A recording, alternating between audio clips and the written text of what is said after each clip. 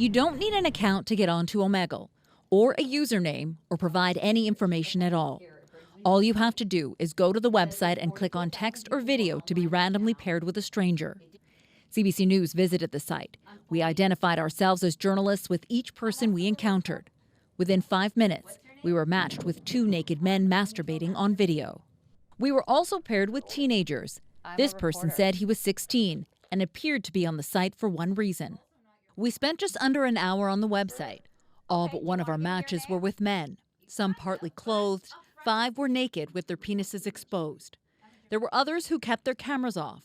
Some hung up when we said we were journalists, but this man agreed to talk. And why do you come on here? Because I enjoy being watched. Omegle gives users the option of putting in a keyword to help match them with people that have similar interests. We met this man when we entered Roblox, a game commonly used by children. Are you always naked when you come on here? Usually, yes. Even when you're talking to kids? Yeah, Do you ever masturbate in front of the children? only if they ask to. And are you, you're not uncomfortable and talking to a younger person if you're naked? If they're comfortable, I'm comfortable. It's all about consent. Well, an underage person cannot consent legally. Are you aware of that?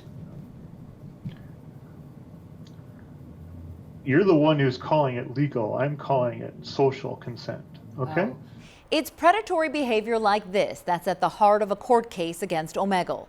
In December, a Brandon man was sentenced to 8.5 years in prison for internet luring and distributing child pornography after police found more than 3,000 images and videos on his electronic devices. One of his victims, an American woman, is now suing Omegle for connecting her with him in 2014 when she was 11 years old. According to court filings, the man, who CBC News is not naming to protect the identities of his victims, abused the girl for 3 years, forcing her to send him explicit photos of her engaging in sex acts until she was 15. The girl, who is only identified by the initials AM, is asking the court for up to $22 million in damages and for the site to be shut down. There's no reason that Omegle in its present condition should exist. It routinely matches adults with children for sex streaming in real time. There's no world where that kind of product is necessary, desirable, or safe.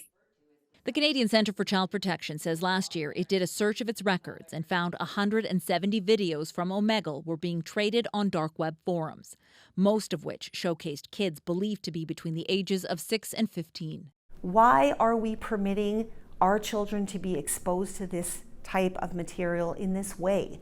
And why haven't we done anything yet? The Canadian Centre is eagerly watching what happens in the American lawsuit in hopes it forces online companies like Omegle to do more to protect children. I mean, the tagline on the site is "Talk to strangers." It's unfathomable, and you can't even believe that such a site exists, and yet it does. Omegle's website says nudity, pornography, and sexually explicit conduct and content are prohibited. It also says you have to be 18 and up to enter, but that children 13 and older can use the site with their parents' permission and supervision. The company provided a statement to CBC News.